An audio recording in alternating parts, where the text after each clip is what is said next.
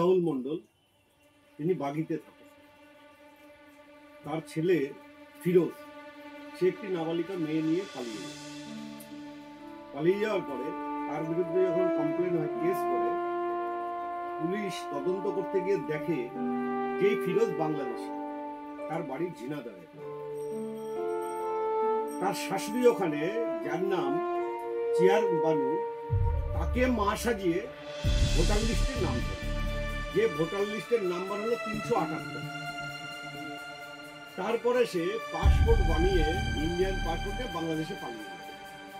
তাহলে আপনি বলুন এরম কত আছে, কত রিজাউল মন্ডল। এর আগে আপনারাই খবর করেছেন, আমরাও বলেছি,